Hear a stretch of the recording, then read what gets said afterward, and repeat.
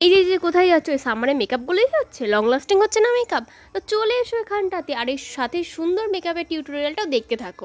তো পুরো ভিডিওটা দেখতে থাকো, একটু স্কিপ না করে। তো ফার্স্টেই ময়শ্চারাইজার ইউজ করে নেবো, কিন্তু যদি তুমি এসি রুমের মধ্যে থাকো বা ঘরের মধ্যে থাকো সেই ক্ষেত্রে, যদি মনে করো যে আমি বাড়ির বাইরে যাবো বা এই রোদের মধ্যে বাইরে বেরোবো, তাহলে কিন্তু একদম ময়শ্চারাইজার ইউজ করা যাবে না। ডিরেক্ট তোমার পছন্দের মতন সানস্ক্রিন ফেসে ইউজ করো না। সানস্ক্রিন ইউজ করা হয়ে গেলে তারপর চলে আসো প্রাইমারে ইউজ করার সময় পুরো ফেসে কিন্তু দেওয়ার কোনো দরকার নেই। যেসব জায়গা দিয়ে তোমার পোর্স রয়েছে সেই সব জায়গাতে তুমি পোর প্রাইমার ইউজ করো। যেখানে তোমার অয়েল বের হয় সেখানে তুমি এই প্রাইমারটা ইউজ করো, যেরকম নাকের সাইড থেকে, থুতনির নিচ থেকে, এই সব জায়গাগুলোতে তুমি প্রাইমার ইউজ করো। আর কোথাও সেরকম বেশি ইউজ করার দরকারই নেই। প্রাইমার ইউজ হয়ে গেলে তারপর চলে আসো ফাউন্ডেশনে ডিরেক্ট।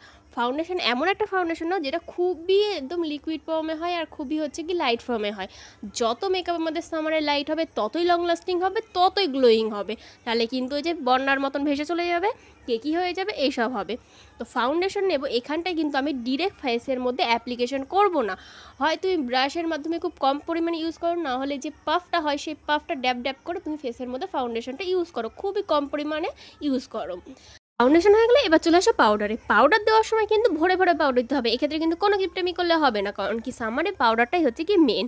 পাউডার যত বেশি হবে ততই কিন্তু মেকআপটা ভালো থাকবে, কারণ কি যে অয়েলটা হচ্ছে, যে ঘামটা হচ্ছে, সেটা কিন্তু এই পাউডারটাই কন্ট্রোল করে নেয়। তো পাউডারটা কিন্তু একটু কম দিলে হবে না। পাউডার দেওয়া হয়ে গেল, তারপরে সুন্দর করে এখানটাতে আমি হাইলাইটার লাগিয়ে নিলাম। আর এই যে আই মেকআপটা দেখতে পাচ্ছ, এইটার ভিডিও কিন্তু তোমরা কমেন্ট বক্সে পেয়ে যাবে, আমি লিঙ্ক দিয়ে দেবো। এই সুন্দর আই মেকআপটা কী করে আমি করেছি, তারপর কি সুন্দর করে সেটিং স্প্রে ইউজ করে নাও, বাস এরকম সুন্দর একটা লুক চলে আসবে। আর তোমাদের ভিডিওটা কেমন লাগছে সেটা কমেন্ট করে কিন্তু জানাতে একদম ভুলো না। ভিডিওটা ভালো লাগলে লাইক কমেন্ট শেয়ার করে দিও। আর তোমরা কীরকম ধরনের ভিডিও দেখতে চাও সেটাও আমাকে জানিও। ওকে, বাই, দেখা হবে।